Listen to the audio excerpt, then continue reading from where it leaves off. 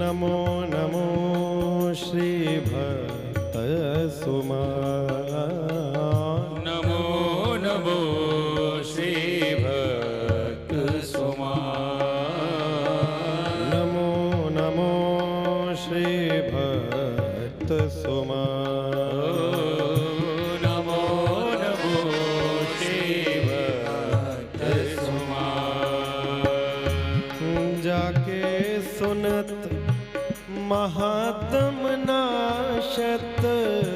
जाके सुनत महात्म भक्त भक्ति भगवंत गुरु चतुर नाम वपुए।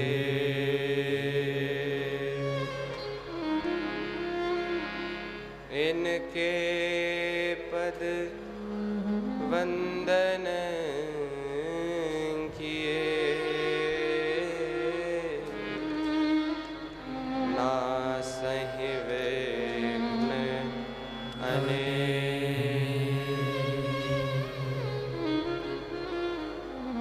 मंगल आदि विचारी रह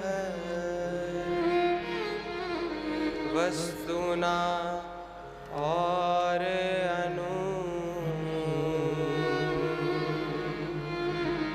हरिजन को यश गावते।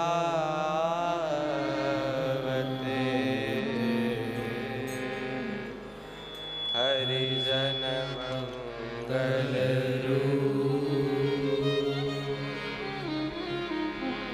सब संतन निर्णय कियो मथि शुद्धि पुराण इतिहास। भजवे को दोही सुखर के हरि के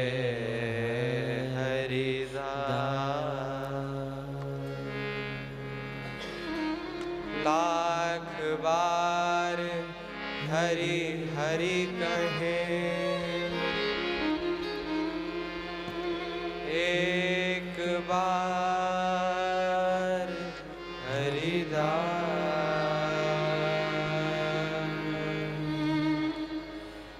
होए प्रसन्न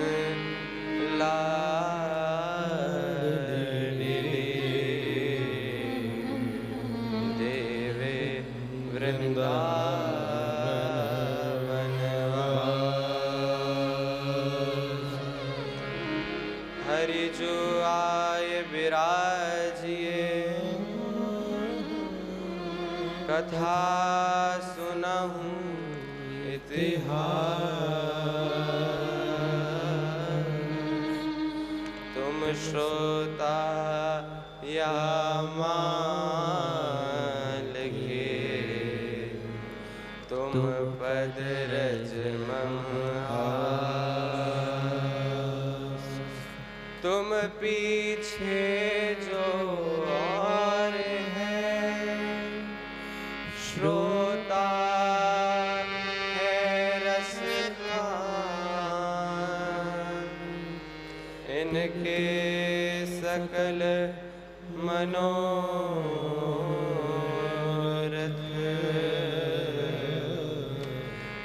उर्वहु श्री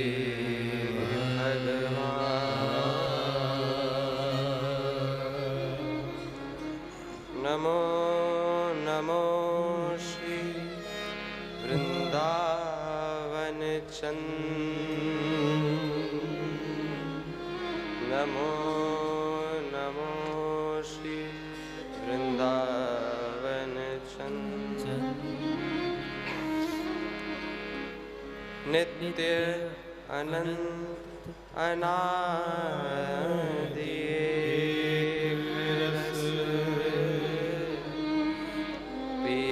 प्यारी विहरत स्वच्छंद।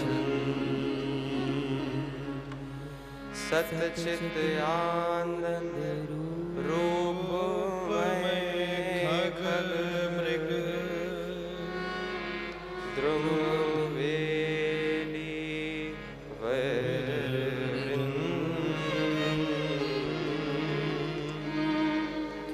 भगवत रसिक निरंतर सेवत मधुप भय पीवत मकरंद वृंदा विपिन प्रभाव सुनी अपनो ही गुण दे जैसे बालक मलिन को मात गोद भर ले जैसे बालक मलिन को मात गोद भर ले श्यामा प्यारी कुंज बिहारी जय जय श्री हरिदास दुलारी श्यामा प्यारी कुंज बिहारी जय जय श्री हरिदास दुलारी श्यामा प्यारी कुंज बिहारी जय जय श्री हरिदास दुलारी श्यामा प्यारी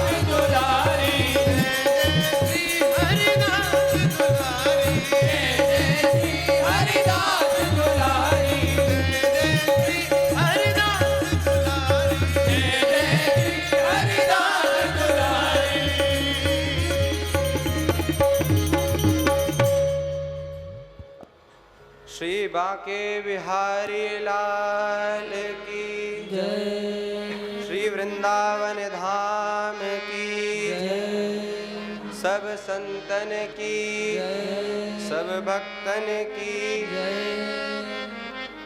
श्री कुंज बिहारी श्री हरिदास। श्री कुंज बिहारी श्री हरिदास। श्री कुंज बिहारी श्री हरिदास। हे नाथ हे नाथ। हे मेरे नाथ हे मेरे नाथ। मैं आपको भूलूं नहीं मैं आपको भूलूं नहीं। हे नाथ हे नाथ। हे मेरे नाथ हे मेरे नाथ। कोई भी आपको भूले नहीं कोई भी आपको भूले नहीं। जय जय श्री राधे। श्री धाम वृंदावन का पवित्र पावन ये स्थल, जहाँ पर हम विगत 4 दिवसों से श्रीमद् भक्तमाल का कथन एवं श्रवण कर रहे हैं। और अधिक सौभाग्य की बात यहाँ पे ये है कि जो इस कथा के प्रमुख श्रोता हैं श्री बिहारी जी महाराज, वो बस यहीं पर ही हैं। और कुछ वर्ष पहले तक निरंतर रूप से श्री बिहारी जी को रात में जब उनका भोग आता है तो निरंतर श्रीमद् भक्तमाल की कथा उन्हें श्रवण कराई जाती थी। ये आज्ञा बरसाने में विराजमान स्वयं श्री जी ने दी थी श्री मथुरा दास जी महाराज को कि श्री बिहारी जी को भक्तमाल अत्यंत प्रिय है। भक्तों का यशगान, भक्तों का चरित्र उन्हें बहुत प्रिय है। तो हे मथुरा दास जी, अब आप यहाँ से जाइए और श्रीधाम वृंदावन में विराजे श्री बिहारी जी महाराज को नित्य प्रति श्री भक्तमाल कथा का श्रवण कराइए। वही परंपरा चली आई। तो परम पूज्य भक्तमाली श्री बिहारी दास जी महाराज जो इस परंपरा का आगे अभी तक निर्वाहन कर रहे हैं, तो उनके मुख से ये कई बार श्रवण किया गया है और ये संतों के अनुभव भी हैं। जब कोई उनके कथा सुनने के लिए, जैसे आप सब बैठे हैं ना, ऐसे बैठते थे श्रोतागण, तो जब डूबा हुआ कोई रसिक बैठता था, डूबा हुआ कोई महापुरुष वहाँ विराजता था ना, तो वह उठ के यही बात कहता था कि मैं सच अपने अनुभव की बात कह रहा हूँ महाराज जी, पूज्य श्री भक्तमाली जी से, कि मैं अपने नेत्रों से देखता हूँ कि श्री बिहारी जी महाराज अपना मंदिर छोड़ के आपके सामने सबसे आगे भक्तमाल का श्रवण करने के लिए विराजते हैं। और ये एक का अनुभव नहीं है, ये अनेकों का अनुभव है। और पूज्य श्री भक्तमाली जी इस बात को कहते थे कि देखो, ये जो परिधि है, इस परिधि में कुछ भी कहना और सुनना, निश्चित रूप से आप ये मानिए कि आप श्री बिहारी जी की गोद में ही बैठ के सुन रहे हैं और गोद में बैठ कर ही आप बोल रहे हैं। तो ये हम सबका बहुत बड़ा सौभाग्य है। कथाएं तो देखिए और जगह भी होती है, बाहर भी होती है वृंदावन से, लेकिन भाई वृंदावन वृंदा कहते दुरित वृंद दुरी जाई, और नेह बेली रस भजन की तब उपजे मन माही।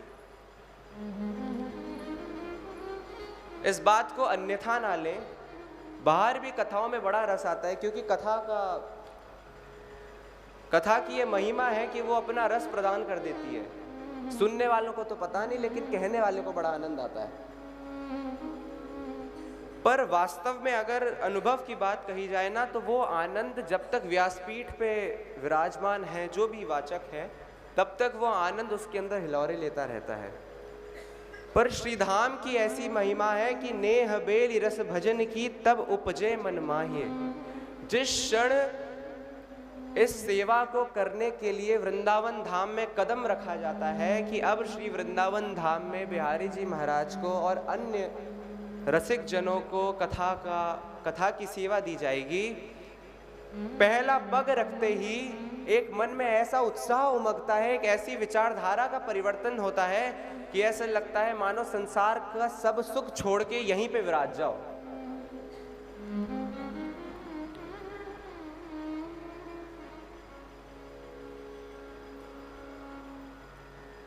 और पूज्य श्री मुरारी बापू ये बात कहते हैं कि ये जो व्यासपीठ है ना, ये मेरा जीवन है और यही मेरी चिता है। अच्छा, चिता का क्या तात्पर्य है यहाँ पे? जैसे यहीं पे विराजमान एक सखी ने कहा था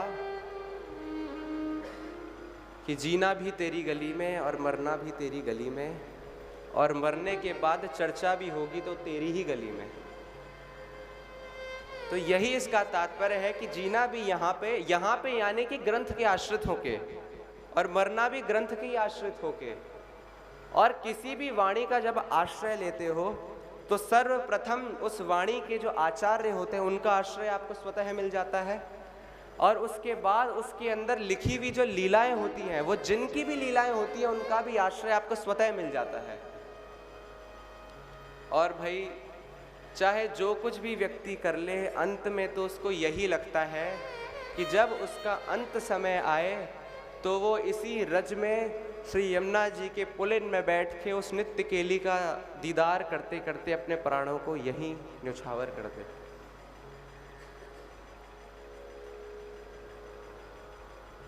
इस महामहिमामय श्रीधाम वृंदावन में हम जैसा व्यक्ति भी अगर कदम रख देता है तो येन केन कुछ प्रेम की छींटे हमारे ऊपर भी लग जाते हैं। अगर सबके अनुभव की बात कहें तो सब यही कहते हैं, अगर कोई ब्रह्म पद से भी आता है ना कि ब्रह्म की उपासना के बाद, तो यही कहता है कि वृंदावन में भाई आनंद है, यहाँ पे दुख छूता ही नहीं है। ऐसे श्रीधाम वृंदावन में जो वृंदावन रस के रसिक जन विराजते हैं, सोचो उनकी क्या अवस्था होती होगी। श्री परम पूज्य श्री विट्ठल विपुल देव जी, खबर ही नहीं है। श्री बिहारिण देव जी, खबर ही नहीं है। एक बार लीला चिंतन में बैठ गए तो श्री बिहारी जी महाराज की सेवा में देरी हो जाती थी, ऐसी लीला चिंतन में डूब जाते थे। तो ऐसे श्रीधाम वृंदावन को प्रणाम करते हुए हम आज की कथा की तरफ अपना रुख करें। अभी तक हमने श्री रानी रत्नावती जी और परम नामनिष्ठ संत श्री नामदेव जी का चरित्र श्रवण किया, जिससे हमें ये पता चला कि एक प्रारंभिक, एक मध्यम और एक उच्चतम साधक के लिए सबसे उपयोगी जो है वो भगवान नाम है। लेकिन देखिए ये सब तो है, लेकिन एक साधन जो होता है ना, वो लिफ्ट का साधन भी होता है। एक बार परम पूज्य श्री प्रेमानंद बाबा ने अपने एक साधक से बोला था, उन्होंने प्रश्न किया था कि महाराज जी ये रस कैसे प्राप्त हो फिर? तो उन्होंने बड़े सहज भाव में उत्तर दिया कि भाई नाम जपो और वाणी जी का पाठ करो। फिर कुछ क्षण के बाद वो कहते हैं कि एक रास्ता लिफ्ट का भी है। तो मंथन करने के बाद दास को तो यही समझ आया, वो लिफ्ट का रास्ता यही है कि जो श्रीधाम वृंदावन को पकड़ लेता है ना। अच्छा, श्रीधाम वृंदावन के आश्रित होने का अर्थ क्या है? जो परम पूज्य भाई जी श्री हनुमान प्रसाद जी पोद्दार अपनी अतुल संपत्ति देते हैं कि निरंतर भगवान नाम और सब में भगवान को देखना और सर्वत्र भगवत कृपा का आश्रय। श्रीधाम वृंदावन का अखंड वास का तात्पर्य यही है कि भगवान की जो निरंतर बहती हुई कृपा है, उस कृपा के पूर्णतः आश्रित होना, निशंक होकर आश्रित होना। तो ये ऐसा लिफ्ट का रास्ता है। देखिए, आप नाम जपेंगे, धीरे धीरे वो अंदर की कलमश कटेंगे और धीरे धीरे धीरे धीरे जैसी आपकी स्थिति है वो बनेगी। लेकिन अगर कोई व्यक्ति श्रद्धा पूर्वक बिना कोई किंतु परंतु करे, श्रीधाम वृंदावन का आश्रय वास्तव में ले लेता है ना, तो चाहे श्रीबात प्रबोधानंद सरस्वती जी इस बात को कहते हैं, चाहे वो कैसा भी हो, कितना बड़ा भी पापी क्यों ना हो, अगर उसने बहुत ब्रह्म हत्या जैसा पाप क्यों ना कर दिया हो, लेकिन जो चार चीज होती है ना, नाम रूप लीला धाम, श्रीधाम वृंदावन में जो विराजता है, सहज रूप में उसको नाम की ध्वनि श्रवण करने को मिल ही जाता है। गली गली में जाता है तो बुहारी लगाते हुए महत रानी भी राधा राधा कहती है, रिक्शे वाले भी यही कहते हैं, और नाम तो यहाँ मिल जाता है। और श्रीधाम वृंदावन में विराजित स्वयं प्रकट ऐसे ठाकुर हैं, तो रूप का भी आस्वादन कभी कभी क्या दिन में एक बार तो हो ही जाता है। और जब नाम रूप और धाम अपने हाथ में है, तो इस बात को निश्चय मानना चाहिए कि आज नहीं तो कल लीला भी प्रकट होके ही रहेगी। आप श्री परम पूज्य स्वामी श्री आज जिनका चरित्र है, श्री नरहरि देव जी, उनके चरित्र में सुनेंगे आगे प्रसंग में कि प्रिया जो कहती हैं श्री रसिक देव जी को कि ये प्रगट वृंदावन है, ये चिन्मय वृंदावन है। और जो ये अर्चा विग्रह आप देख रहे हैं ना, विग्रह ये कोई ऐसा नहीं है कि मूर्ति यहाँ पे स्थापित हो चुकी है, ये भी प्रगट ही है। इसलिए हे रसिक देव, हम में और इस वृंदावन में कहते हैं ना कि भाई देह त्याग करके कहीं और निकुंज की लीला में प्रवेश करेंगे। कौन सी निकुंज की लीला में? भगवत रसिक देव जी ने जब नित्य लीला में प्रवेश करने का ठाना, जब उनका समय आया, तो श्री यमुना जी ने क्या कहा, चलो मैं तुम्हें नित्य वृंदावन की तरफ ले चलती हूँ, वहां पे नित्य लाडली लाल को नित्य पूजना, नित्य उनका कैंकर्य करना। तो ऐसे श्रीधाम वृंदावन का आश्रय लेकर हम आज की कथा में प्रवेश कर रहे हैं। एक बार निवृत्त कुंज में श्री ललिता जी श्री प्रियाजू के कैंकर्य में उनकी सेवा में प्रतिष्ठित थी, सेवा में परायण थी, और ऊपर से नीचे तक श्रृंगार, ऊपर से नीचे तक कैंकर्य उन्होंने किया। तो धीरे धीरे धीरे धीरे जब वो चरणों तक पहुंची, तो सहज भाव में उन्होंने श्री जी की तरफ देख के बोला कि हे प्रियाजू, ये जो सेवा आपने सौंपी है कि इन जीवों को आप तक पहुंचाने की, ये वस्तुतः आपके चरणों का ही कमाल है। और हे लाडली जू, मैं आपके चरणों का ही आश्रय लेके इन सब जीवों को आप ही को सौंपती हूं। तो हे श्यामा जू, आप इनको बिसारना मत कभी, इनको स्वीकार करना। ऐसा कह के श्री ललिता जी का कंठ थोड़ा गदगद हो जाता है। और ऐसी अवस्था जब श्री ललिता जी की प्रियाजू देखती हैं, तो अपने गंभीर और करुणामय स्वर से कहती हैं कि हे ललिते, मेरी बात सुन। श्री हरिदासी तेरे कुल को बल राख्यू जो मम प्राण, कि जैसे मेरे प्राण है ना, तेरे कुल को मैं उसी प्रकार अपने प्राण के समान रखूंगी। बल राख्यू जो मम प्राण, और तुमसे कभी ना बिछड़ो। अगर तेरे मन में ये शंका है ना कि मैं कभी अपनी बात से मुकर जाऊंगी, तो सुन, तुमसे कभी ना बिछड़ो, और अगर हुआ तो मोह प्रीतम की आन, मेरे हृदय पटल पे विराजमान जो मेरे प्रीतम है, मुझे उनकी आन है, शपथ है, अगर मैं तेरे सगे संबंधी, तेरे आश्रित हुए जनों को अगर मैं उनकी आन ना रख सकूं, तो तेरे आश्रित होने का तात्पर्य है कि वो मेरे ही आश्रित हैं। इसलिए जब आप ऊंचा गांव जाएंगे, जो श्री ललिता जी का गांव है, और ऊपर मंदिर में चढ़ेंगे, तो वहां पे लिखा है कि ललिता एक अलौकिक प्रेम, ललिता एक अलौकिक प्रेम। ऐसे श्री ललिता जी इस धराधाम पे श्री स्वामी हरिदास जी के रूप में प्रकट हुई, और प्रकट होने के बाद जो विशुद्ध नित्य विहार का रस है, वो हम सब के मध्य उन्होंने प्रकट किया। और जब उन्होंने प्रगट वृंदावन में अपने आप को प्रतिष्ठित किया,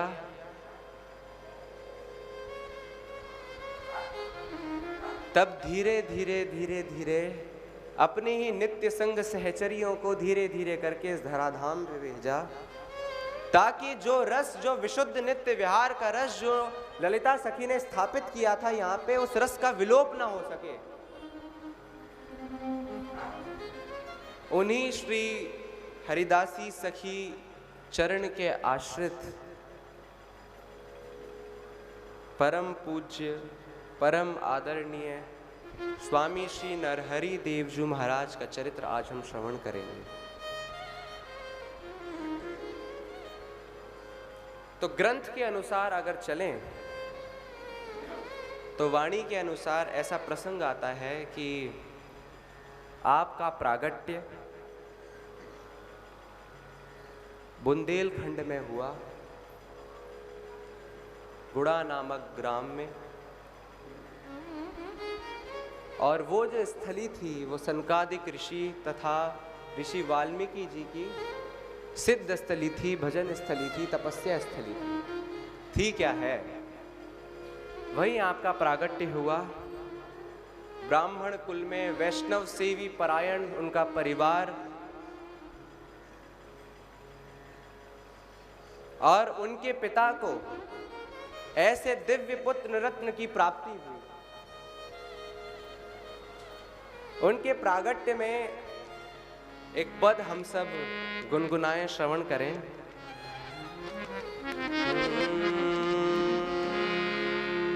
प्रगटे श्री नरहरि देव उदार, प्रगटे श्री नरहरि देव उदार,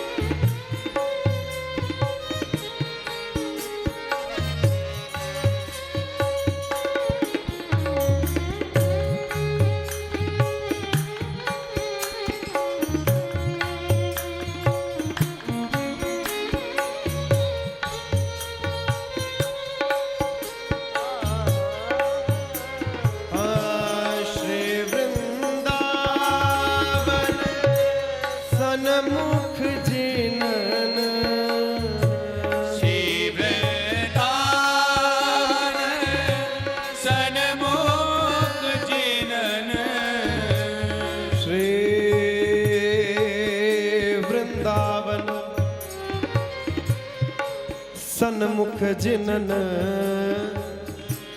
कीने जीव अपार, प्रगटे श्री नरहरि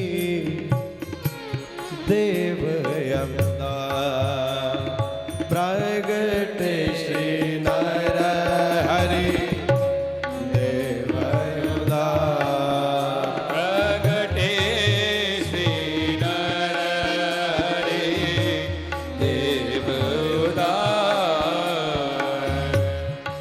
रसिक शिरोमणि की निज जीवन रसिक शिरोमणि की निज जीवन रसिक शिरोमणि की निज जीवन रसिक शिरोमणि की निज जीवन निरखत नित्य विहार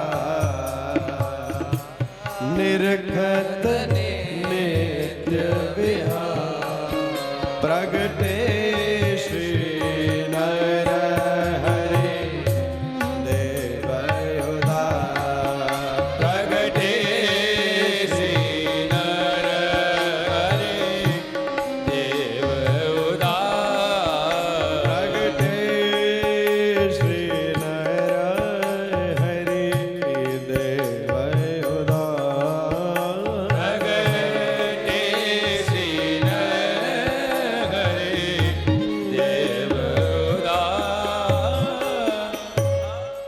श्री वृंदावन के सन्मुख जिन्होंने इतने सारे जनों को किया है, ऐसे परम उदार श्री, ये उदार शब्द बहुत विशाल शब्द है, बहुत प्रगाढ़ शब्द है, जिसकी था इतनी आसानी से मिलती नहीं है। पूरा नित्य विहार का रस उदारता पे ही तो टिकावा है, हित की भावना ही पे ही तो टिकावा है। तो जिन्होंने दोनों हाथों से इस संसार में पीड़ित जीवों को, हम जैसे जीवों को वृंदावन रस पिलाया है। एक तो होता है कि हम किसी को दे जल का गिलास और बोले एक, क्या कहते हैं उसे, फॉर्मेलिटी के तौर पे कि अगर प्यास लगी है तो जी पी लीजिए। एक होता है कि जबरदस्ती पिलाया जाए, नहीं आपके लिए हितकारी है, जैसे दवाई जबरदस्ती पिलाई जाती है ना। एक माँ अपने बालक को, बालक पीना नहीं चाहता दवाई, लेकिन माँ जबरदस्ती पिलाती है कड़वी होने के बाद भी, क्योंकि माँ जानती है कि उस दवाई का, उस औषधि का प्रभाव इतना अच्छा होगा कि आज जो बालक इतना दुखी है, रो रहा है, वो कल खिलखिला के आंगन में हंसता फिरेगा। इसी प्रकार श्री स्वामी जी ने, स्वामी जी यानी कि श्री नरहरि देव जी ने, इसी प्रकार हम जीवों को श्री वृंदावन रस ऐसे पान कराया, जबरदस्ती पकड़ पकड़ के। इसलिए उन्हें उदार की उपाधि दी गई है। और देखिए संत जन तो वास्तव में उदार ही होते हैं, ये कंजूसाई हमारे अंदर होती है। अगर संत में ही उदारता नहीं रही तो फिर वो संत कैसे? भाई जिस व्यक्ति के पास बहुत बड़ा कोष रहता है, धन है, धनाढ्य व्यक्ति है, और वो पैसों को पकड़ता है, संभालता है, उदार नहीं है, ठीक है, अंत में होगा क्या? क्या होगा? लेकिन यही संतजन जो उनके अंदर का निज कोष है वो अपने अंदर नहीं रखते। जैसे ही उन्हें वो सब कुछ प्राप्त हो जाता है, जो प्राप्त होना इस मानव जीवन का अंतिम लक्ष्य है, क्या करते हैं वो? पकड़ पकड़ के लुटाना शुरू कर देते हैं। पूज्य श्री राधा बाबा ने क्या किया? पकड़ पकड़ के, आओ श्री कृष्ण का दर्शन मैं करवाता हूं तुम्हें।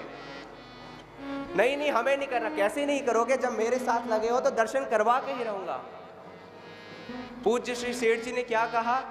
जो एक बार यहाँ आ गया है, मैं उसकी शपथ लेके कहता हूं कि उसको तारना मेरी जिम्मेदारी है। वो चाहे ना चाहे या ना चाहे, वो बात की बात है, पर मेरा भी तो कोई स्वभाव है ना। जब वो अपने स्वभाव के वशीभूत है तो मैं अपना स्वभाव क्यों बदलूं? यही बात संतजन कहते हैं कि जब एक जीव अपने स्वभाव के अधीन है कि वो बस अपने स्वभाव से बाहर नहीं निकल पाता, तो हम क्यों अपने स्वभाव को छोड़ के भाई उदारता नहीं दिखाएं? इसलिए भाई केवल केवल केवल ऐसे आचार्यों की दृष्टि मात्र से ही काम हो जाता है। जैसे भगवान कहते हैं ना कि सन्मुख होए जीव मोहि जब ही, जन्म कोटि अगनास ही तब ही। ये वस्तुतः बात संत जनों के लिए भी है कि जैसे ही जीव, और आप ये देखिए आप कैसे होंगे ठाकुर के सन्मुख? पहले तो किसी भक्त के, रसिक के सन्मुख ही आपको होना पड़ेगा, उसके बाद वो चाहे आप पर कृपा करें तब वो सन्मुख करवा दें। तो आगे श्री आगे वर्णन आता है कि ये बार बार श्री बोलने की आदत पड़ गई है कि श्री नाभादास जी महाराज ऐसा कहते हैं, इसलिए बार बार मुख पे आ जाता है। तो श्री विष्णुदास जी के आप सुपुत्र हैं और बचपन से ही परम तेजस्वी भगवत भक्त निष्ठ, और ऐसा वर्णन आता है कि इनके घर में संतों का आवागमन, वैष्णव सेवा चलती रहती थी। और वृंदावन धाम के परम अनुरागी, जिसने भी यहाँ के रस के रसिकों का चरित्र कभी भी श्रवण किया हो, चाहे वो किसी भी परंपरा के हो, एक बात सबने पाई है कि सब के सब संत वृंदावन के परम अनुरागी रहे हैं। अच्छा, ये परम अनुरागी क्या होता है? अभी आगे आप सुनेंगे कि श्री पूज्य श्री बिहारिण देव जी क्या कहते हैं, लेकिन ये बात समझनी जरूरी है कि क्यों ये बात कही जाती है कि वृंदावन के परम अनुरागी। क्यों है वृंदावन के परम अनुरागी? ऐसी क्या बात हो गई वृंदावन के परम अनुरागी जैसी?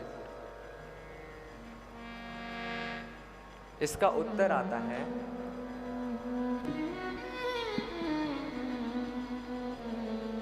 श्री महाप्रभु जी इस बात का उत्तर देते हैं, जो भी व्यक्ति एक बार भी इस रस उपासना, वृंदावनीय रस उपासना को श्रवण भी कर लेता है, श्रवण कर लेता है यानी वास्तविक श्रवण करता है, ऐसे नहीं, श्रवण के बाद मनन भी करता है, वो और उपासनाओं को छोड़ के केवल अनन्य भाव से वृंदावन की उपासना को ही भजता है, वो बरबस हो जाता है इस उपासना को भजने के लिए। और न जाने कितने कितने ऐसे उदाहरण हैं। ये जितने भी महापुरुष जन हैं, इनका प्रागट्य श्रीधाम वृंदावन में थोड़ी हुआ है, जो शरीर का प्रागट्य है बाहर हुआ है। श्री भगवत रसिक देव जी, श्री रसिक देव जी, ये आदि श्री व्यास जी महाराज सब बाहर ही तो प्रकट हुए हैं।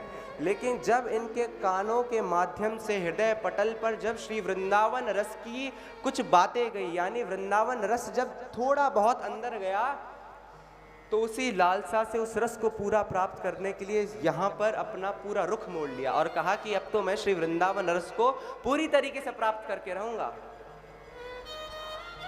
तो इस बात का वर्णन श्री महाप्रभु जी करते हैं कि जे अवतार कदम्ब भजत हैं, जे अवतार कदम्ब भजत हैं, धरी दृढ़ व्रत जू किए, दृढ़ व्रत जू किए। अच्छा, यहाँ पे कदम्ब का क्या तात्पर्य है कि जो भी उपासक जन कई अवतारों की पूजा करते हैं, और कई नाना प्रकार के अवतार हुए हैं प्रभु के, कई अवतारों की पूजा करते हैं, और ऐसा नहीं है कि केवल दिखाने के लिए उपासना करते हैं, दृढ़ व्रत से उपासना करते हैं, है ना।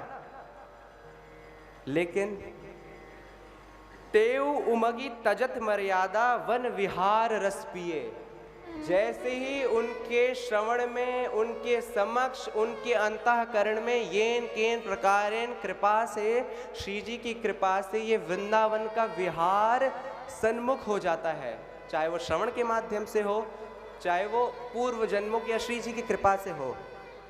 तो सारी मर्यादाओं को छोड़ के, कौन सी मर्यादा? दृढ़ व्रत की मर्यादा, जो उन्होंने कहा है ना कि भाई हमारी उपासना है कि हम अलग अलग अवतारों को भजते हैं, सारे अवतारों की दृढ़ता को छोड़कर केवल इस नित्य विहार की, युगल विहार के रस को ही पान करने के लिए ललायत हो जाते हैं। और क्या कहते हैं कि भाई अब तो हमें केवल यही रस चाहिए। यही बात श्री व्यास जी महाराज के साथ हुई। महादेव ने अंदर के जो तार होते हैं ना, इसको हिला दिया। श्री हरिराम व्यास जी के अंदर के तारों को हिला दिया, और प्रकांड विद्वान श्री हरिराम व्यास जी दिग्विजय करने निकले थे कि काशी के सारे ब्राह्मणों को मैं हराऊंगा। लेकिन ब्राह्मणों को तो हराए ना हराए बात की बात है, महादेव आ गए ब्राह्मण बन के, और वो अंदर के पूरे तार हिला के चले गए। एक तो वो रात्रि थी, और उस रात्रि को बीतने के बाद हरिराम व्यास जी का मन कहीं और लगा ही नहीं। वो राजगुरु की पदवी ओढ़ा की, और हरिराम व्यास जी के मन में सिर्फ एक ही बात कि जिस तरफ इशारा, जो स्वरूप का हल्का फुल्का ज्ञान श्री महादेव ने करवाया था, ये स्वरूप है कौन सा मेरा। अब वर्णन आता है ग्रंथों में कि अनेक महापुरुष विराजमान थे, लेकिन देखिए हर व्यक्ति की भूख और प्यास अलग अलग होती है। किसी को एक ही गिलास की प्यास लगती है, किसी को घड़ा भर पानी भी कम पड़ जाता है। ऐसे श्री व्यास जी महाराज की जो प्यास थी ना, वो बुझ ही नहीं रही थी, और वो ललायत थे इस बात के लिए कि जो मेरी अंदर की वस्तु है, जिसके लिए मेरा हृदय तड़प रहा है, वो मुझे कब मिलेगा। और ऐसी कृपा हुई कि ओरछा प्रदेश में वृंदावन रस के रसिक श्री नवल दास जी महाराज का आगमन हो गया। और आगमन होने के बाद जो सबसे पहला शब्द, सबसे पहली पंक्ति जो व्यास जी के कानों के माध्यम से अंदर गई, वो क्या थी?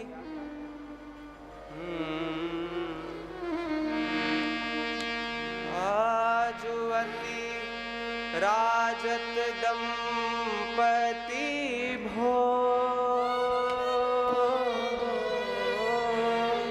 आज अति राजत दंपति भो, सूरत रंग के रस में भीने। कौन है?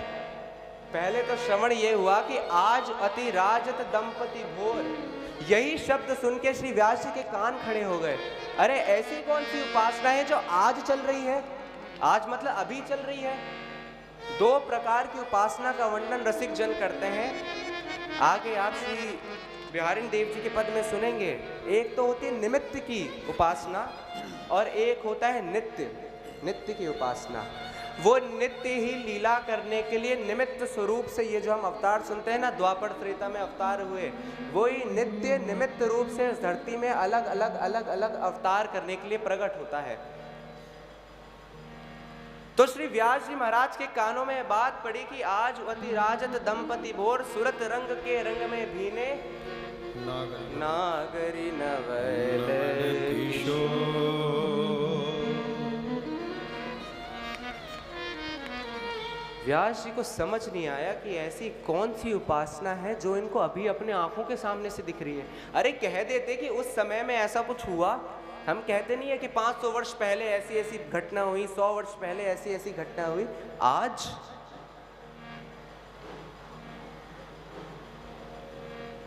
जय श्री हित हरिवंश लाल ललना मिली हियो सिरावत मोर, आजुअति राजत दंपति हो। अब जैसे जैसे वो पद की पंक्तियां धीरे धीरे आती हैं,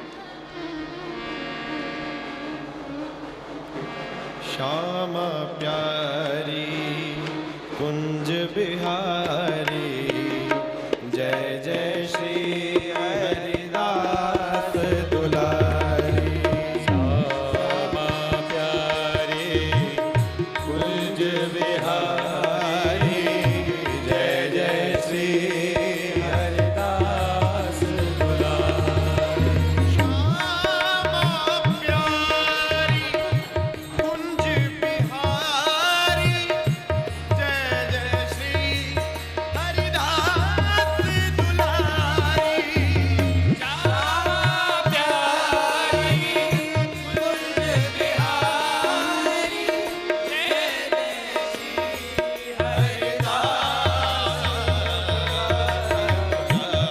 जय जय श्री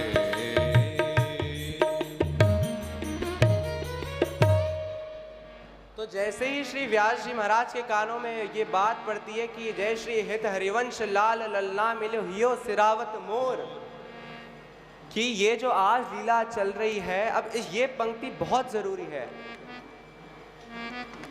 कि लीला तो लाल ललना की चल रही है, लेकिन जो हियो सिरावत मोर, हृदय जो प्रसन्न प्रफुल्लित हो रहा है, वो श्री महाप्रभु जी का हो रहा है। भाई ये जो उपासना है ना, ये तत्सुख सुखित्वा की उपासना है। यहाँ पे केवल सुख देने का ही कार्य है। हित की जहाँ उपासना, हित के हैं हम दास। जहाँ प्रेम है भैया वही हमारी उपासना है और इसी के हम दास हैं। तो यही जो उपासना है कि अब इस उपासना में क्या होता है, आप सब वाणियों में श्रवण करते हैं कि लीला तो लाल और लाडली जो करते हैं, लेकिन सुख किसको मिलता है? सखियों को मिलता है। ये कैसी भाई विचित्र बात है। भाई अगर हम सुख भोगें तो अगर कोई क्रीड़ा करे हमें सुख मिलना चाहिए ना, कोई दूसरा अगर कर रहा है तो हम क्यों सुखी हों? लेकिन ये रसरीति दूसरी है। यहाँ पे करते वो है, सुख मिलता है सखियों को। अब श्री व्यास जी के कानों में जब ये बातें पड़ती हैं तो वो इस बात को समझते हैं ये उपासना कुछ और है, और पोथी भर के लाते हैं यहाँ पे कि थोड़ी चर्चा करेंगे। और चर्चा तो क्या करती हैं, ऐसी चर्चा होती है कि वो जो इतनी बैलगाड़ी भर की किताबें लाते हैं वो सब यमुना जी में डाल के अपने हाथों से डाल देते हैं कि भाई ऐसी किताबों का, ऐसे ग्रंथों का क्या लाभ है जो आज तक हमको अंदर से सुलझा ही नहीं पाई। तो कहने का तात्पर्य यहाँ पे यह है कि एक बार जिसने भी इस रस को, वृंदावन को एक बार श्रवण कर लिया ना, जिसे वास्तव में श्रवण कहते हैं, मनन कर लिया, वो इस रस के बिना रह ही नहीं सकता। भक्तमाल में श्री करमेती बाई जी का चरित्र आता है। कठिन काल कलयुग में करमेती ने कलंक रही, नश्वर पति रति त्याग कृष्ण पद सो रति जोड़ी। और क्यों? उनके पिताजी ने बस ऐसी, क्योंकि ब्राह्मण कुल के थे, बड़े विद्वान थे, तो श्रीमद् भागवत का पाठ करते थे। उसमें वृंदावन के बारे में लीलाएं आती हैं और उन लीलाओं का वर्णन श्री करमेती बाई जी के सामने कर दिया। अब द्वार पे बारात खड़ी है, विवाह बस होने ही वाला है, और करमेती जी बाई के मन में आया कि जिस वृंदावन धाम की मैंने इतनी महिमा सुनी है, जिस तत्व की मैंने इतनी महिमा सुनी है, मैं यहाँ पर अपना शरीर और अपना मन देने जा रही हूँ। बारात सामने खड़ी है, ना मान ना मर्यादा का कोई भय। वहां से उठी और उसी अपने दुल्हन के वेश में उस अपने राज्य को त्यागा और वृंदावन की तरफ चल पड़ी। ये है श्रीधाम वृंदावन के केवल उसकी महिमा का श्रवण का प्रभाव।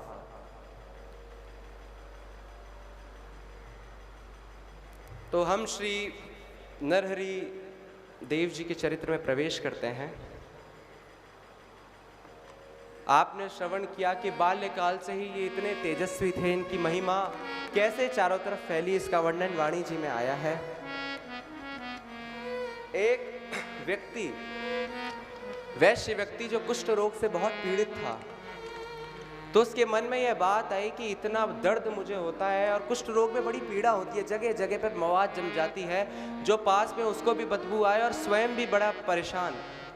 ऐसे शरीर को रखने से अच्छा है कि मैं अपना देह त्याग ही कर देता हूँ। तो सब ब्राह्मणों ने समझाया कि भाई ये सब आपको करने की आवश्यकता नहीं है, आप एक कार्य करिए कि नीलांचल प्रदेश में चले जाइए और श्री जगन्नाथ महाप्रभु के सामने, जगन्नाथ जी के सामने अपने इस जो भी आपको दुख है इसका बखान कीजिए, उनकी उपासना कीजिए, तो ये आपका रोग ठीक हो जाएगा। तो उन्होंने ऐसे ही किया। ब्राह्मणों की बात सुन के वो श्री जगन्नाथ जी के समक्ष आए। जगन्नाथ जी के समक्ष आते ही जगन्नाथ जी ने अपने उपासकों को बोला कि देखो, इनको जाके एक बात बताओ कि ये जो बुंदेलखंड है ना, वहाँ पे मेरा ही स्वरूप श्री नरहरि देव जी के रूप में प्रकट हुआ है। तो इनको कहो कि उन्हीं की चरण रज, उन्हीं का चरणामृत लें, उसी को पान करें और उसी से अपना अभिषेक करें और उसी से यानी स्नान करें। और अगर वो ये कार्य करते हैं तो तुरंत उनका ये रोग ठीक हो सकता है। ये बात पुजारियों ने जाके उन्हें बताई और वो व्यापारी भागा भागा आया और जाके ढूंढा कि कौन है स्वामी जी, और उनके चरणों को धोया, चरणामृत का पान किया, और जैसे ही उससे स्नान किया, वो जो इतना पीड़ित, वो जो कुष्ठ रोग का शरीर था ना, वो चैतन्य के समान प्रज्वलित होने लगा। ऐसी महिमा मंडन देखकर चारों तरफ श्री स्वामी जी की महिमा का बखान होने लगा कि इनके चरणों में इतना प्रभाव। भाई भगवान का स्वभाव है, अपने सुख से ज्यादा, अपने यश से ज्यादा उन्हें भक्तों का यश प्रिय है। उनका कार्य ही यही है कि भक्तों का यश बढ़ाना। जैसे आपने श्रवण किया ना, जेते मेरे संत कबू चाहे ना प्रकाश भयो। यद्यपि मेरे संत कभी ये चाहते नहीं हैं कि मेरा प्रकाश, उनका प्रकाश इस जगत में हो, और करूं जो प्रकाश माने महा दुख पाइए। फिर भी मैं अगर उनका प्रकाश कर दूं तो उन्हें बड़ा दुख होता है, पर केवल मुझे सुख देने के लिए मेरी आज्ञा मानकर इस जगत में वो अपने आप को प्रकाशित करते हैं। अब धीरे धीरे श्री नरहरि देव जी बड़े हुए, उनका यश तो वैसे भी पूरे गांव में फैल चुका था, और आपने श्रवण किया प्रारंभ में कि इनके घर में संतों का, वैष्णवों का आना जाना लगा रहता था, और वाणी के अनुसार माने तो 200 वैष्णव जन वहां पे विराजमान रहते थे। ऐसे ही एक बार श्री रामानंदी संप्रदाय के संत, बहुत उच्च कोटि के संत वहां पधारे, और उनके संग 200 संतों की जमात भी आई। अब जब ये खबर श्री उनके स्वामी जी के कानों में पड़ी कि देखो आज तो हमारे परम प्रिय संत पधार रहे हैं, वो भी 200 संत पधार रहे हैं, तो जैसे हमारे कुटुंबी जन आते हैं ना, हमारे परिवार के जन आते, कितना उत्साह होता है कि आज हम ये बनाएंगे, कल हम वो बनाएंगे, उसको वो अच्छा लगता है, उसको वो अच्छा लगता है, देखो हमारे परिवार में जो अमुक ये रिश्तेदार है उसको ये पसंद आता है। ऐसे ही देखिए भैया, संतों का जो कुटुंब है ना, वो ये नहीं है, उनका जो शरीर से जो परिवार होता है, संतों का कुटुंब तो संत ही है। इसलिए कहा है कै संग कीजिए साधु संगति सो, और हमेशा आप वैष्णव जनों को, संत जनों को उन्हीं संगति में पाएंगे। जैसे ये खबर उन्होंने सुनी कि 200 संत, वैष्णव संत हमारे यहाँ पधार रहे हैं, और इतने उच्च कोटि के रामानंदी महापुरुष हमारे यहाँ पधार रहे हैं, तो उनके मन में ये विचार आया कि इनके लिए क्या बनाया जाए, कुछ विशेष बनाया जाए। तो विशेष तो बनाया जाए, पर क्या बनाया जाए, तो सोचा कि जो हम श्री वृंदावन में चंदिया नाम से प्रचलित है, जो क्या कहते हैं उसे,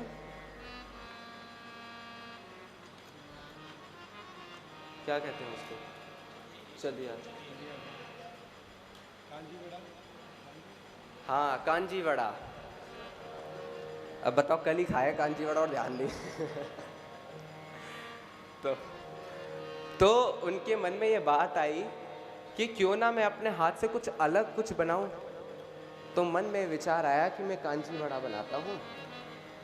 जो श्री कोरेलाल कुंज में अभी भी उत्सव चलता है, चंदिया उत्सव, क्यों बनाऊं भाई, इतना अच्छा और इतनी मेहनत का कार्य मैं क्यों करूं। मेरे पास बहुत सारे जन तो है नहीं मेरे सहायक, लेकिन कुटुंबी जन आ रहे हैं। कौन होते हैं संतों के कुटुंबी जन?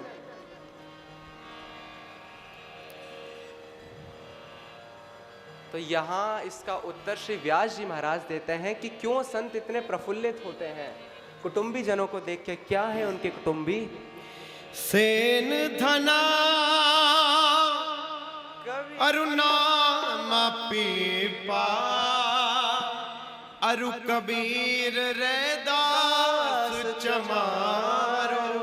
इतनो है सब कुटुंब हमारो, इतनो है सब कुटुंब हमारो, इतनो है सब कुटुंब हमारो, इतनो है सब कुटुंब हमारो, इतनो है सब कुटुंब हमारो, इतनो है सब कुटुंब हमारो, इतनो है सब कुटुंब हमारो, इतनो है सब कुटुंब हमारो।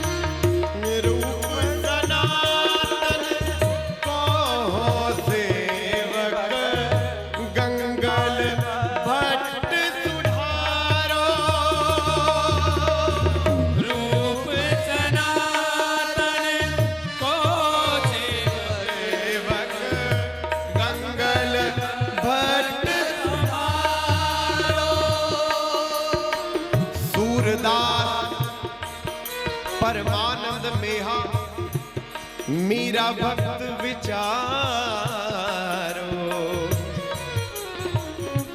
इतनो है सब कुटुंब हमारो, इतनो है सब कुटुंब हमारा।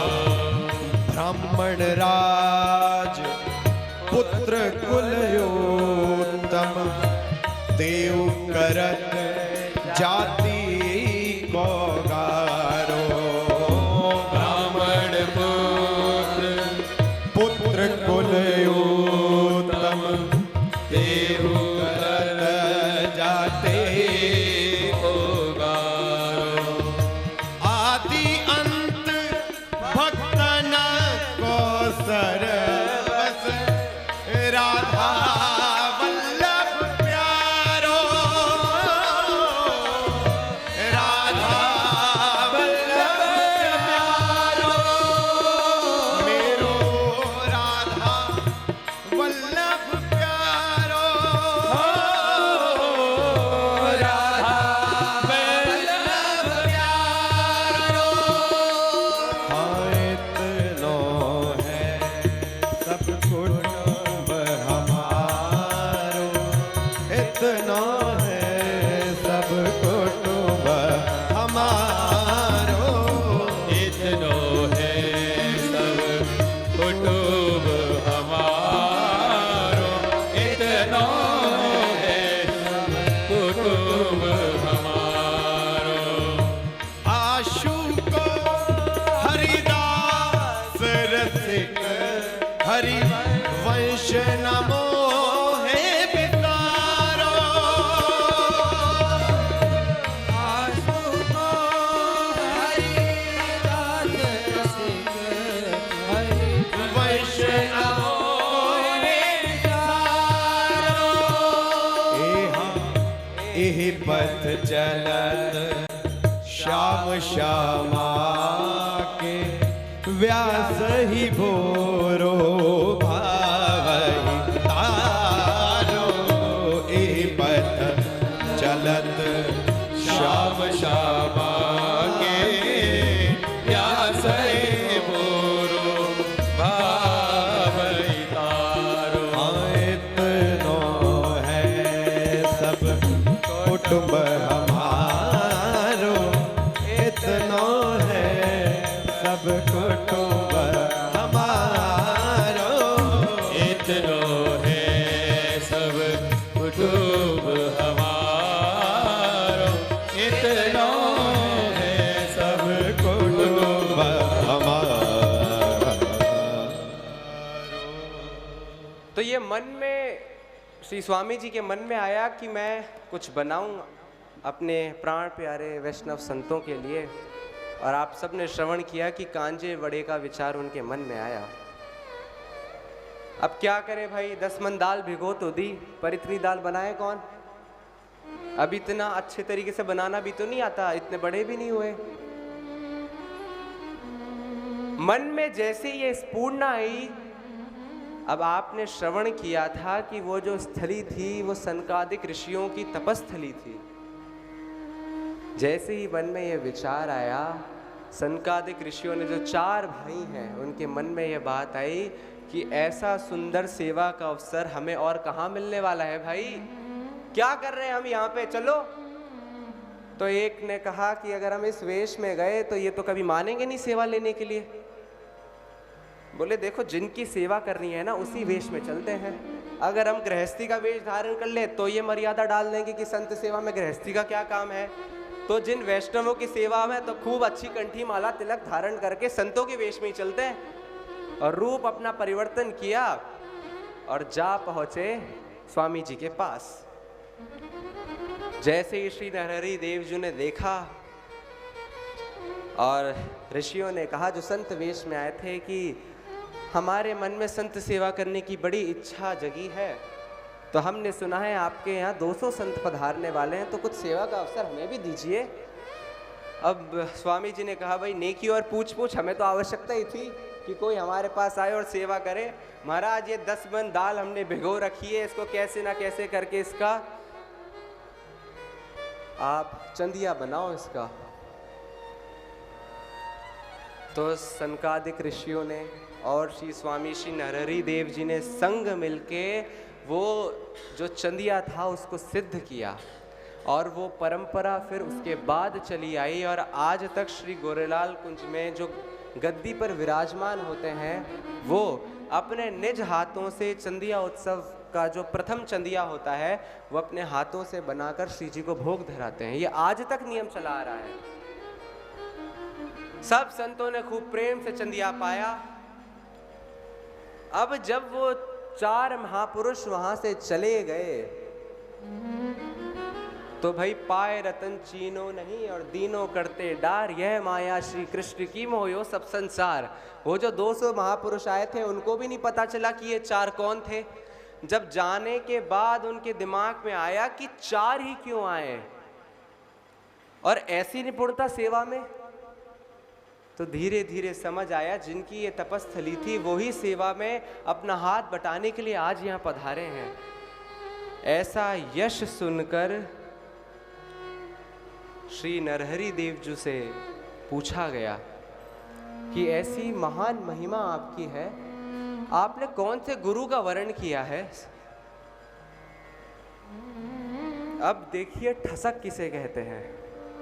श्री नरहरि देव जी ने कहा कि मेरे जो आदि अनादि के गुरु हैं, सदगुरु देव हैं, वो श्रीधाम वृंदावन से चलकर श्री बुंदेलखंड की भूमि पर पधारने ही वाले हैं।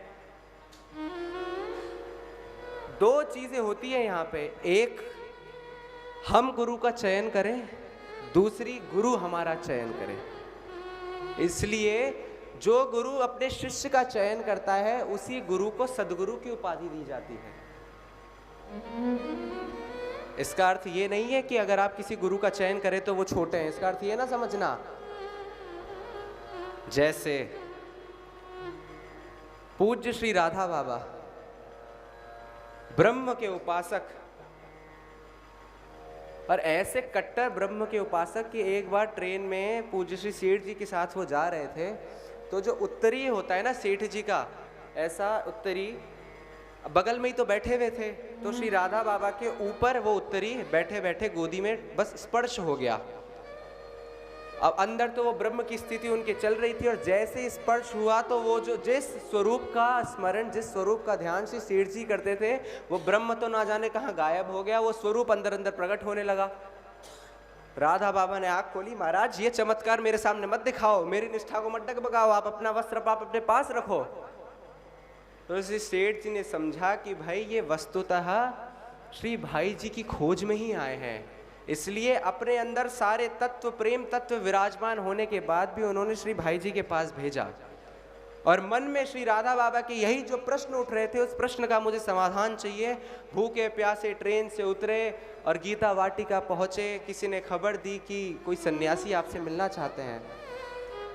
जैसे ही श्री भाई जी ने दृष्टि गोचर किया, केवल दृष्टि मात्र, भाई जी तो समझ गए कि ये क्यों आए हैं।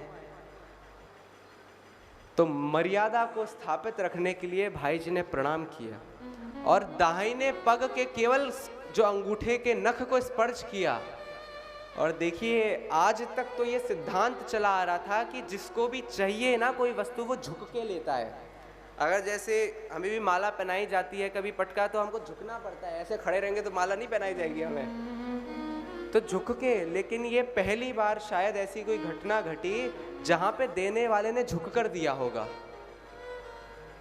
तो पूज्य श्री सेठ जी इस बात को कहते थे कि ये जो गीता प्रेस और गीता भवन आप सब देख रहे हैं ना, ये पता है क्यों है? आप सबको मेरा कृतज्ञ नहीं होना चाहिए, आपको ये जो हनुमान प्रसाद बख्श एक और उनके साधक थे, इनका कृतज्ञ होना चाहिए। 2000 वर्ष पूर्व मैं इनका मंत्री था और ये मेरे राजा थे। मैं तो संसार का सार समझ के भगवत प्राप्ति के उद्देश्य से भजन में लग गया। मुझे देखकर इनके मन में भी ये प्रेरणा जगी, लेकिन ये राज वैभव और मान सम्मान ने खींच लिया और ये पथ भ्रष्ट हो गए, योग भ्रष्ट हो गए। अब क्योंकि मैंने उन्हें उस जन्म में स्वीकार कर लिया था अपना, आज उनको तारने के लिए मुझे दोबारा जन्म लेना पड़ा। तो जो मुख्य निमित्त तो यही है, ये तो जो आप देख रहे हो ना गीता भवन, गीता पे, इसी तो बाय प्रोडक्ट है उन सबके। तो ऐसे ही जब शिष्य जिसे कहते हैं ना पात्र तैयार होता है तो सदगुरु ढूंढते हुए अपने शिष्य के पास जाते हैं कि अब मैं इसके पास जाऊं। तो ऐसे ही श्री स्वामी नरहरि देव जी के गुरु श्री स्वामी सरस देव जी महाराज वो श्रीधाम वृंदावन से चल पड़े और श्री बुंदेलखंड की भूमि में उन्होंने प्रवेश किया। स्वामी श्री नरहरि देव जी को मन में प्रेरणा हुई कि मेरे गुरु जी आ चुके हैं और वो अपने सारे संगी साथी को लेकर कीर्तन करते हुए अपने गुरु की बाट निहारने वो जो सीमा होती है वहाँ उस तरफ चले। अब आगे आगे श्री नरहरि देव जी चल रहे हैं और उनके संग पूरा उनका समाज चल रहा है और मस्ती में है श्री नरहरि देव जी। क्यों? क्योंकि आज जन्म जन्म की प्यास उनकी वास्तव में मिटने वाली है। जैसे आपने कल सुना था ना, सदगुरु शब्द सुस्वाति जल, वो जो जल प्यास मिटाती है ना, आज वो प्यास मिटने वाली है। और क्या मुख से निकल रहा है? श्यामा श्यामा प्यारी कुंज बिहारी, जय जय श्री हरिदास दुलारी। श्यामा प्यारी कुंज बिहारी, जय जय श्री हरिदास दुलारी।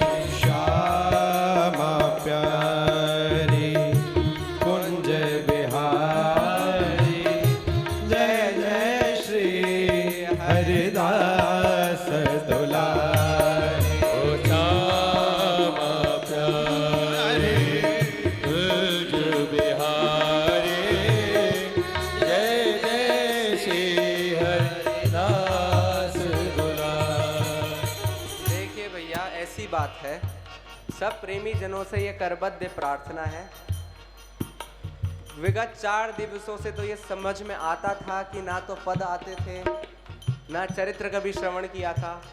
अब श्यामा प्यारी कुंज बिहारी कीर्तन जैसा सरल और सरल कीर्तन तो भाई हम ढूंढ के ला नहीं सकते। अब जब श्री नरहरि देव जी अपने गुरु की बाट निहारने कीर्तन करते हुए जा रहे हैं अपनी साथ संगति के साथ, तो आप सब क्यों पीछे रह रहे हो? अच्छा भला मौका है कि नरहरि देव जी के साथ आप सब भी लग जाओ। क्या पता आज रात्रि सरस जो उनके गुरु हैं श्री सरस देव जी का ही दर्शन आप सबको किसी को हो जाए। चुपचाप बैठे रहते हैं महाराज। एक संत थे, उन्होंने कहा बिहारी जी का दर्शन करने कोई आया, आंख बंद करके खड़ा हो गया। कह रहे जहाँ आँख खोलनी चाहिए वहाँ तो आंख बंद कर लेता है, जहाँ आँख बंद करनी चाहिए वहाँ खोल के इधर उधर देखता है। यही स्थिति हमारी हो रखी है। 4 दिनों से तो हमने कुछ कहा नहीं, पर आज तो हमारा निवेदन ले लो। चलो पद भी नहीं आते मान लेते हैं, लेकिन ये कीर्तन तो जन्म से हम सब सुन रहे हैं। तब देखो आपकी इच्छा है, हम तो जोर जबरदस्ती किसके साथ करते नहीं है, स्वभाव में नहीं है, आपकी इच्छा है। अगर आपको श्री स्वामी नरहरि देव जी के साथ आना है तो आइए, नहीं आना तो भाई अपने अपने में रहिए। आपके पास ये रास्ता है। श्यामा प्यारी कुंज बिहारी, जय जय श्री हरिदास दुलारी। श्यामा प्यारी कुंज बिहारी, जय जय श्री हरिदास दुलारी। श्यामा प्यारी कुंज बिहारी, जय जय श्री हरिदास दुलारी। श्यामा प्यारी कुंज बिहारी, जय श्री हरिदास दुलारी। श्यामा प्यारी कुंज बिहारी, जय जय श्री हरिदास दुलारी। श्यामा प्यारी कुंज बिहारी, जय श्री हरिदास दुलारी। श्यामा प्यारी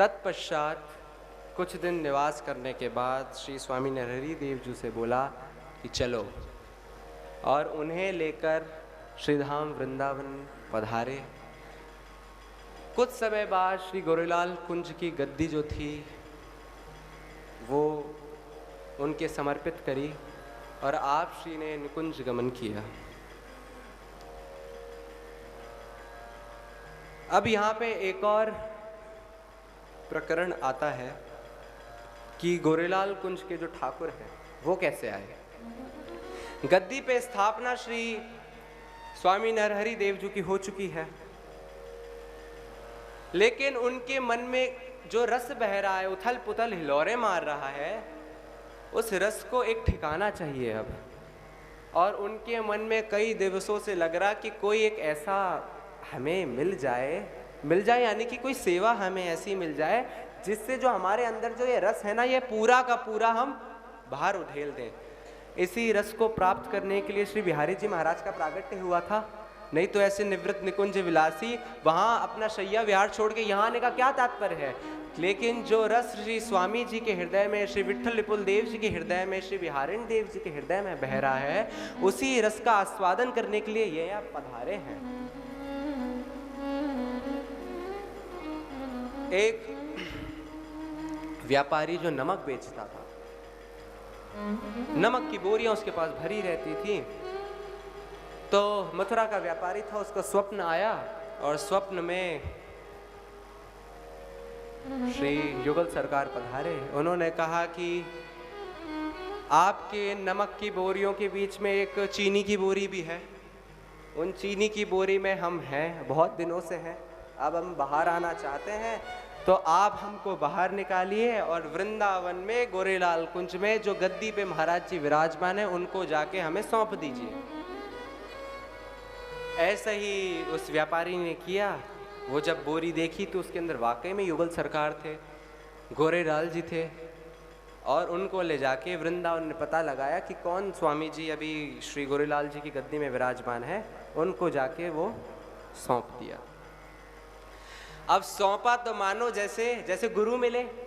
अब गुरु के मिलने के बाद जो रस अभी तक एक स्तर पे था वो और स्तर बढ़ गया। अब उस स्तर को संभालने के लिए भी तो कोई साधन चाहिए ना, कोई किनारा चाहिए ना। अब जैसे ही युगल सरकार का दर्शन किया तो श्री स्वामी नरहरि देव जी को लगा कि मेरे अंदर के रस को किनारा देने के लिए, उस रस को बाहर निकालने के लिए साक्षात निवृत्त निकुंज विलासी श्री बिहारिण देव जी ही पधारे हैं यहाँ पे। और बड़े सहज भाव में उन्होंने लिया, उन्हें कंठ से लगाया। अच्छा, उसमें एक और विलक्षण बात थी। युगल सरकार ने यह बात बोली थी कि जो हमारे चरणों के नीचे जो चौकी होगी ना, उसमें नरहरि दास नाम अंकित होगा। इससे और ये पुष्टता हो जाती है कि वो केवल और केवल श्री स्वामी नरहरि देव जी के लिए ही पधारे थे। जैसे उन्होंने लिया, कंठ से लगाया और मंदिर के अंदर उन्होंने स्थापना करी। अब महाराज ऐसा है कि हम और आपका तो पता नहीं, मैं तो अपनी बात कह सकता हूँ कि अर्चा विग्रह तो हमारे सामने आता है, लेकिन वस्तुतः वो हमारे लिए विग्रह ही रह पाता है। जिस प्रकार इन रसिक जनों को वो विग्रह उनके साथ लीलाएं करता है ना, अभी तक तो ऐसा सौभाग्य आप में से किसी को मिला होगा तो कुछ खबर नहीं, पर बहुत कम मिलता है ऐसा सौभाग्य, बहुत सौभाग्यशालियों को मिलता है। पर जो आया ही श्री नरहरि देव जी के लिए, वो कैसे रह सकता है बिना लीलाएं करें। अब जैसे ही वो आए और लीलाधारी तो है, लीला प्रारंभ करनी शुरू। बहुत उत्तम और बहुत प्रेम से श्री स्वामी नरहरि देव जी उनका लाड लड़ाते थे। अब मंदिर के अंदर स्थापना तो श्री गोरेलाल जी की हो चुकी थी, तो रात्रि में एक दिन शयन का दूध उनके सामने रखा और कहा, प्रभु आरोगिए। और वो कटोरा पात्र रख के वो बाहर आए, पर्दा जिस प्रकार मर्यादा है मंदिर की लगाया और बाहर अपने आसन में आके बैठ गए। और मन से मानसी में ऐसा सोच रहे हैं, ऐसी मानसी कर रहे हैं कि दोनों प्रियालाल अभी दुग्ध का पान कर रहे हैं। थोड़ा समय बीता, पर्दा खोला, अंदर गए तो क्या देखा, दोनों युगल सरकार के वस्त्र में पूरा का पूरा दूध गिरा पड़ा है।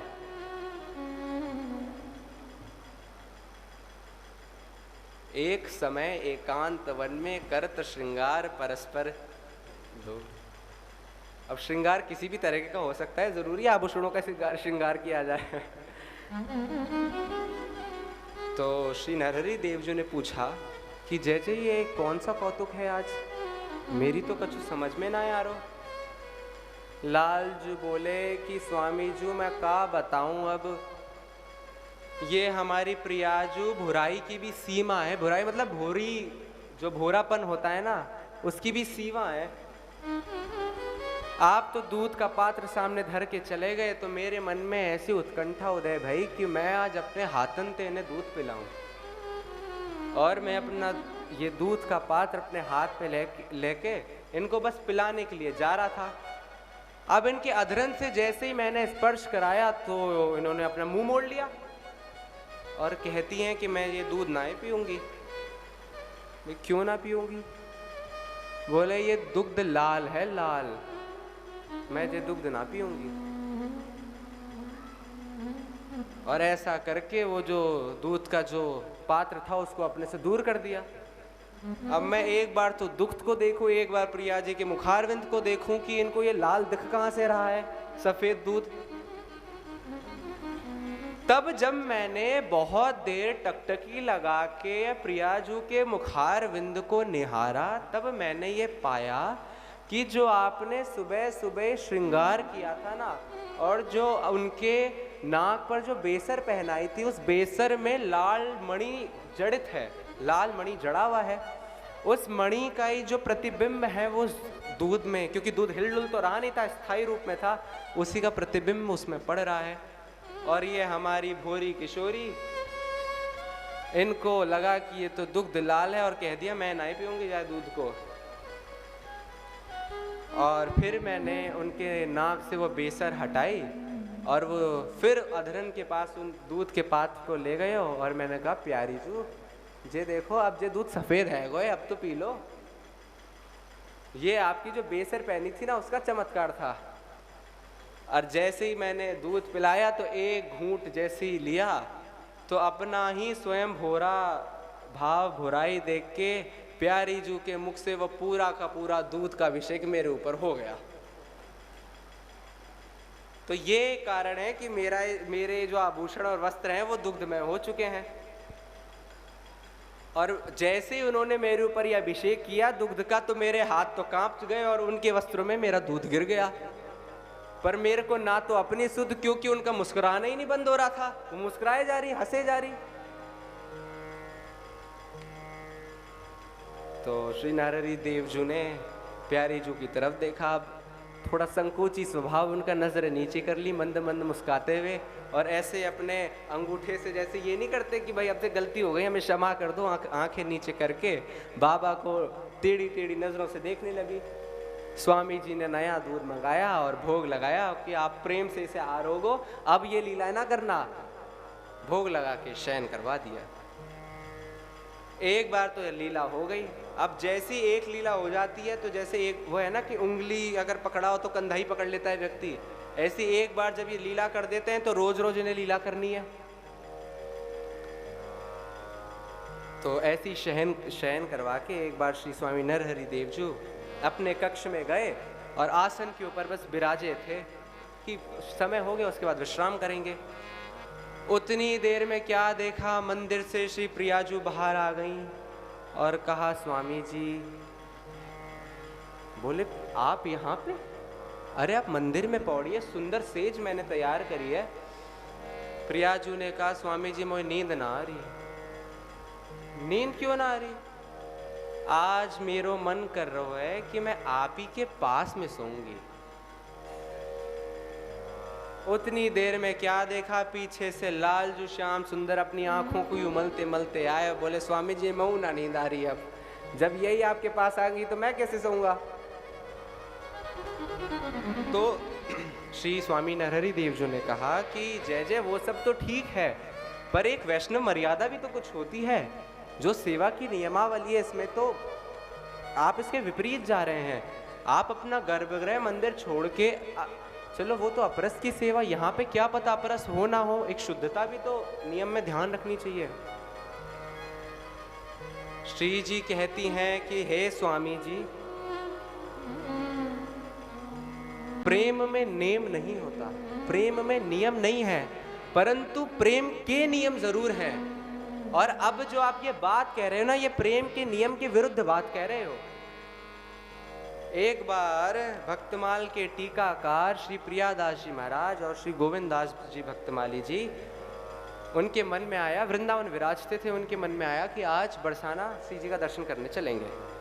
बरसाना पधारे तो इतने बड़े महापुरुष जिन्होंने भक्तमाल की टीका करी है, तो एक ब्रज गोपी के अंतःकरण में एक बात आई कि इतने बड़े महापुरुष ना जाने फिर कब मुझे मिले, ऐसी सेवा का अवसर मुझे खोना नहीं चाहिए। तो पूरी रात जग के वो सीरा, शाक और आदि पकवान उन्होंने तैयार किए और मन में विचार किया, इनका भरोसा नहीं है, संत सुख ही विचरंत में ही कभी भी निकल सकते हैं। सुबह सुबह ब्रह्म मुहूर्त में जाके जब ये उठते मैं इनके सामने पहुंच जाऊंगी। सब कुछ तैयार करके सुबह सुबह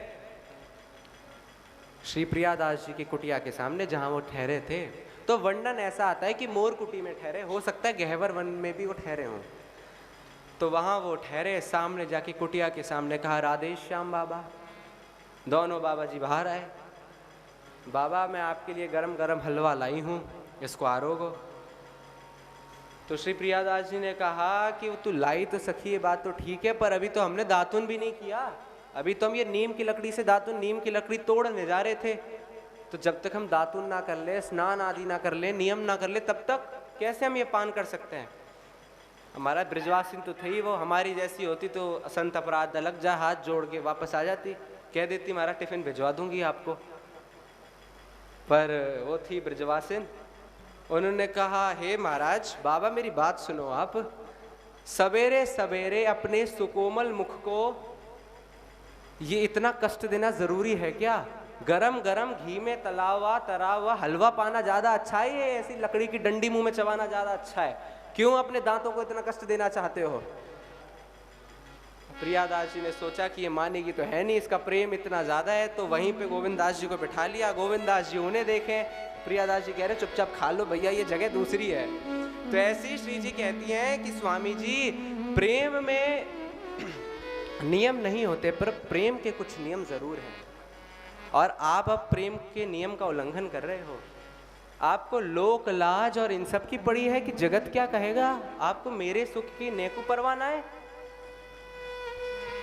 अब इतना जब कहा, स्वामी जी ने कहा कि भाई जैसी आपकी इच्छा, और अपने बगल में ही एक सेज लगा दी और बोला पौड़ो, और बगल में ही श्री प्रियाजू और श्री लालजू पौड़ गए, और उनके बगल में ही श्री स्वामी नरहरि देव जी पौड़ गए।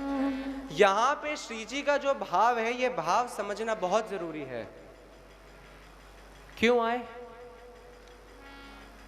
एक बात कही गई है कि श्री हरिदास शरण जे आए, कुंज बिहारी ललित लाडले, अपनी जान निकट बैठाए।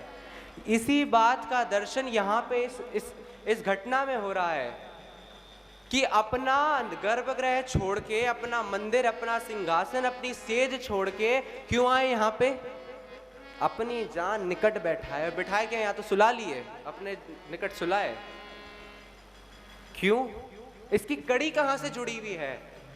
क्योंकि सर्वप्रथम श्री स्वामी जी की शरण में वो पधारे थे, और जैसे कथा के प्रारंभ में आपने श्रवण किया कि श्री हरिदासी, ये आप ये समझिए कि ये हरिदासी परंपरा की, ये श्री गोरेलाल कुंज वाले महाराज जी के मुख से हमने श्रवण किया कि श्री हरिदासी परंपरा के रसिक जनों के लिए ये एक आधारशिला है कि श्री हरिदासी तेरे कुल को बल राख्यो जो मम प्राण, और तुमसे कबहु न बीछड़ो मोह प्रीतम की आन। अब बताओ कैसे बल नहीं मिले? तो यही भाव श्री जी का यहाँ पर है कि भाई जो एक बार मेरी प्रिय प्यारी सखी के समीप भी आ जाता है, उनकी शरण में आ जाता है, मैं उसे अपना ही समझ के अपने पास उसे बिठा लेती हूँ। और यहाँ पे तो वास्तव में उन्होंने करके दिखाया है। और क्या गाते हैं रसिक जन? श्री हरिदास श्री हरिदास शरण जय आए। श्री हरिदास शरण जय आए। श्री हरिदास शरण जय आए। श्री हरिदास शरण जय आए। कुंज बिहारी ललित लाडले। कुंज बिहारी ललित लाडले। कुंज बिहारी ललित लाडले। कुंज बिहारी ललित लाडले। अपने जान निकट बैठाए। अपने जान निकट बैठाए। अपने जान निकट बैठाए।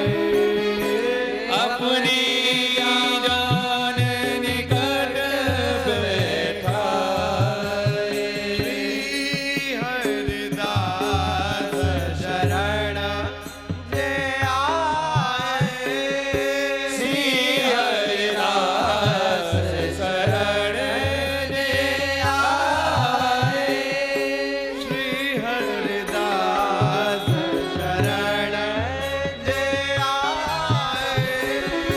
श्री हरिदास शरण जय आए।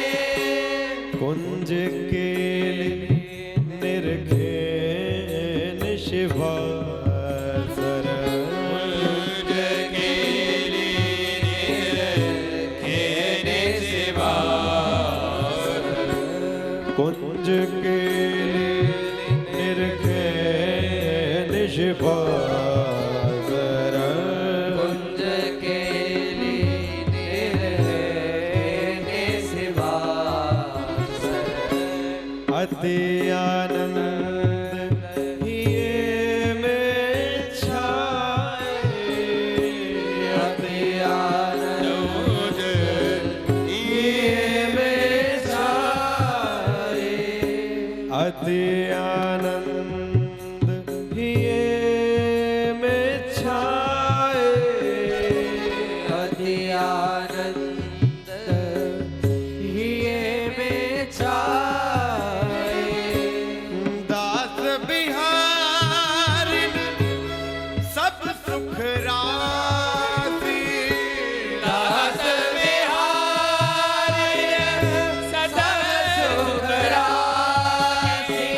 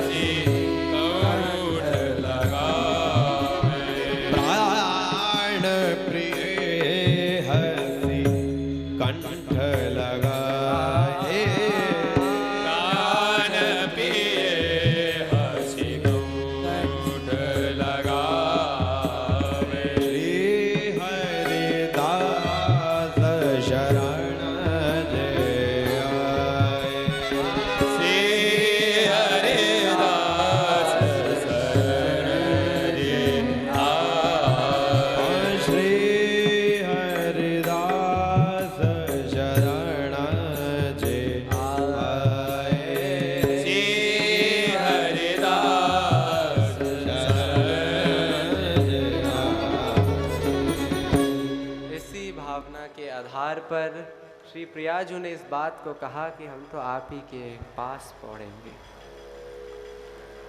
अब यहाँ से हम जो प्रवेश करेंगे वो श्री स्वामी नरहरि देवजू के प्रधान शिष्य श्री स्वामी रसिक देवजू महाराज के चरित्र में हम प्रविष्ट होंगे। समय तो हमारा साथ नहीं दे रहा है, लेकिन कल हम अवश्य एक छोटी सी भूमिका बस श्री नरहरि देवजू के प्रधान शिष्य श्री रसिक देवजू, इनके चरित्र में आप श्रवण करने वाले हैं कि गुरु निष्ठा की गुरु परीक्षा के बाद भी ऐसी, मतलब अगर आम भाषा में कहे जाए ना तो वास्तव में दुर्दशा करना जिसका होता है ना, अपने से दूर करके ऐसी विकट परिस्थिति सामने वाले के लिए उत्पन्न करना, ऐसी स्थिति श्री रसिक देव जी के सामने उत्पन्न हो चुकी थी।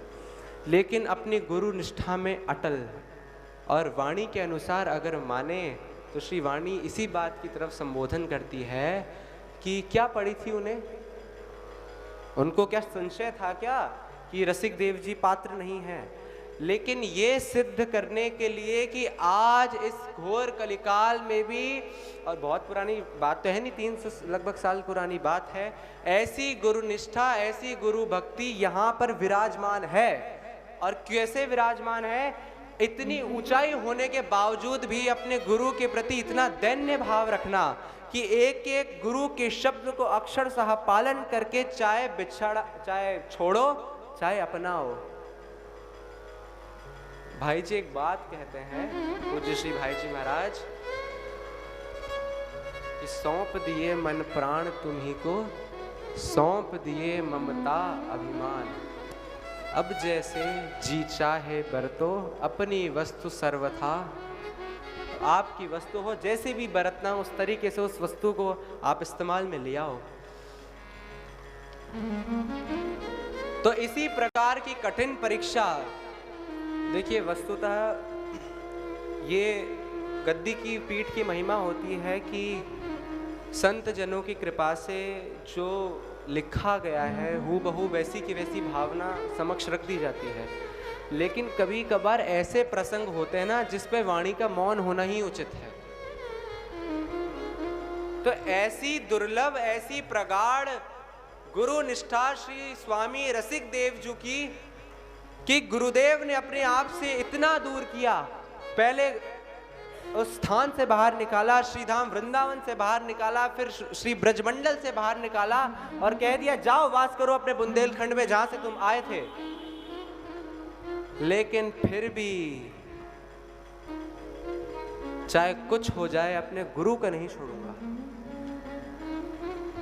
चाहे ठुकराओ सही, लेकिन आप मेरे हो, आप मेरे गुरु हो। आप हो सकता है मेरे से दृष्टि में आप मुझे अपने पास ना रखो, लेकिन यहां से कहां जाओगे। जैसे श्री बिलमंगल जी कहते हैं कि बाएं छुड़ाए जात हो निबल जान के मोए, भीतर से जब जाओगे सबल जानू वो तोए। कहते हैं ठाकुर आज तो मुझे निर्बल अंधा हूं मैं, मेरे को निर्बल समझ के तू चला जाएगा क्योंकि तू बलवान है, यहां से जाके दिखा अगर तेरी हिम्मत है तो। ऐसा ही परम पावन परम करुणामय चरित्र श्री रसिक देव जी का जो हम कल श्रवण करेंगे। अब जैसे प्रभावशाली गुरुदेव वैसा ही तो शिष्य बनेगा, और गुरु का एक स्वभाव है कि वो अपने से ज्यादा अच्छी स्थिति को ही अपने गुरु शिष्य को देखना चाहता है। जैसे आज वो ये चाहता है गुरु कि मुझे मेरे नाम से नहीं, या तो मेरे गुरु के नाम से पहचाना जाए या मेरे शिष्य के नाम से पहचाना जाए। गुरु द्रोणाचार्य का नाम जो हुआ वो केवल उनके शिष्य अर्जुन की वजह से हुआ है। अगर वैसे शिष्य ना निकलते तो शायद इतना नाम ना हो पाता। तो इसी भावना से कल हम सब आए कि उनकी प्रगाढ़ गुरु निष्ठा को हम सब एकाग्र चित्त होकर बिना किसी हलचल के श्रवण करें। बहुत ही करुणामय प्रसंग है। आगे जैसी श्री जी की इच्छा। आज समय के अभाव में समय के अनुसार वाणी को यहीं विराम। श्यामा प्यारे कुंज बिहारी, जय जय श्री हरिदास दुलारी।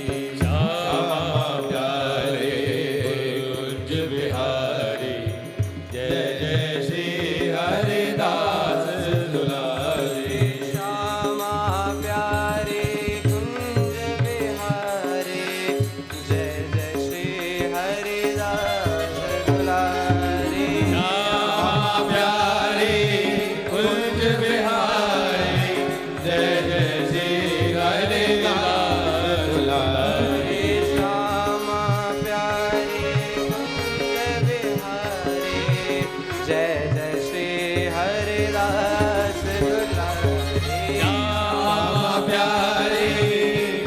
बिहारी जय जय श्री हरिदास दुलारी श्यामा प्यारी कुंज बिहारी जय जय श्री हरिदास दुलारी श्यामा प्यारी कुंज बिहारी जय जय श्री हरिदास दुलारी श्यामा प्यारी कुंज बिहारी जय जय श्री हरिदास दुलारी श्यामा प्यारी कुंज बिहारी जय जय श्री हरिदास दुलारी श्यामा प्यारी कुंज बिहारी जय जय श्री हरिदास दुलारी श्यामा प्यारी कुंज बिहारी जय जय श्री हरिदास दुलारी श्यामा प्यारी कुंज बिहारी जय जय श्री हरिदास दुलारी श्यामा प्यारी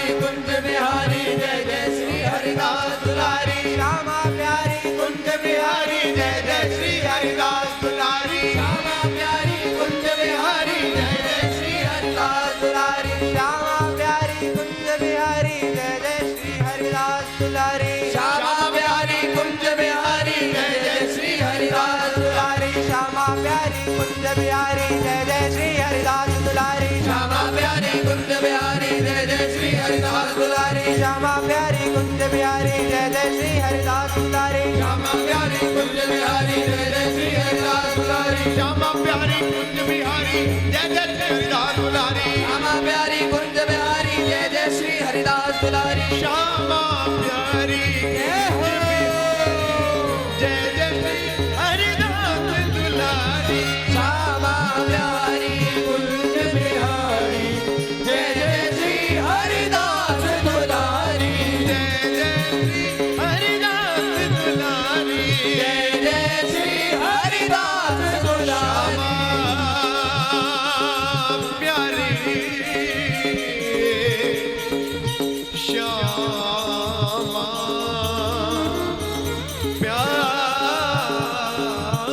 प्यारी श्री कुंज बिहारी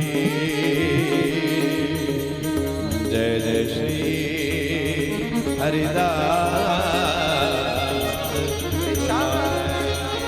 श्यामा प्यारी कुंज बिहारी जय जय श्री हरिदास दुलारी श्यामा प्यारी कुंज बिहारी जय जय श्री हरिदास दुलारी श्यामा प्यारी कुंज बिहारी जय जय श्री हरिदास दुलारी श्यामा प्यारी कुंज बिहारी जय जय श्री हरिदास दुलारी श्यामा प्यारी कुंज बिहारी जय जय श्री हरिदास दुलारी श्यामा प्यारी कुंज बिहारी जय जय श्री हरिदास दुलारी श्यामा प्यारी कुंज बिहारी जय जय श्री हरिदास दुलारी श्यामा प्यारी कुंज बिहारी जय जय श्री हरिदास दुलारी जय जय श्री हरिदास दुलारी जय जय श्री हरिदास दुलारी जय जय श्री हरिदास दुलारी जय जय श्री हरिदास दुलारी